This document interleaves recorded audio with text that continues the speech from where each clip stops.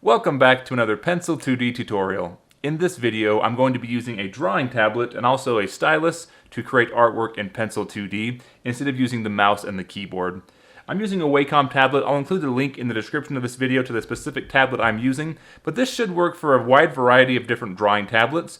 If you go into the preferences in Pencil2D, you'll notice there's no settings for the drawing tablet. Instead, it just uses the settings from your operating system. So this stylus behaves just like a mouse. If you hover over top, we can move. I'm just hovering over, not pressing down at all. And we can move around, and then if I press down, I can start drawing. Oh, I have the eraser now. I can even come over and select the tool just by tapping it.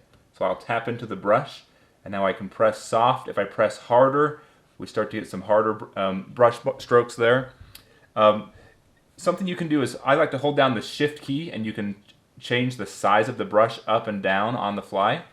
If I want a different color, I can just tap into the color I want. I can go into the eraser, and I like to press the keys on the keyboard too sometimes. So I'll press the erase key, the E key to do erasing, or we can get into the pen tool by pressing P.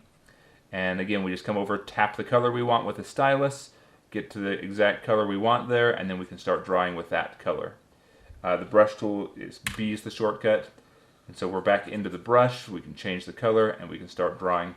And then I could come down into the timeline and just tap right down here to go to the next frame, but it's a little bit tricky. And so I've mapped a button on the tablet. This button right here advances to the next frame. So I can quickly draw something. If I'll draw with my left hand here, I can do like a circle here, get into the pen tool, and then I can advance to the next frame and keep drawing this over and over again. And so I can do this very quickly without having to go down.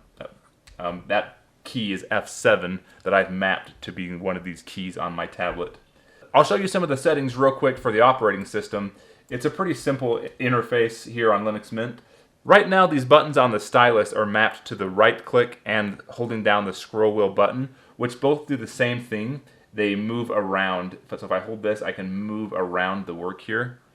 And so I could map one of them to be maybe zoom in and out would be cool. But right now they're both just doing moving around.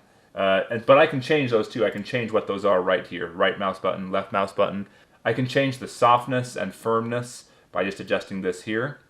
And also we can map these different buttons. So right now I have the F7 mapped to one of these keys in the corner of the tablet.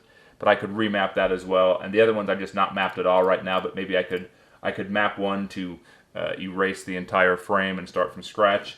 I could map another one to save, so I can quickly just press that button and save very quickly. So that's just a very quick look at how you might want to use a drawing tablet together with Pencil2D. Lots of other software support a drawing tablet like this as well. And so if you're considering getting one and you like to draw traditionally and you have a talent and muscle memory built up drawing with a pen or pencil, traditional drawing is something I've never been very good at and haven't put a lot of time into developing.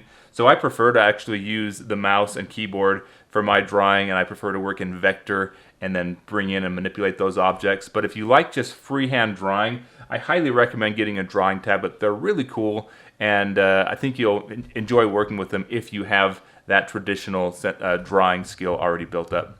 Well, thanks for watching, guys. Leave your questions in the comments below if you have any, and I look forward to catching you in the next video.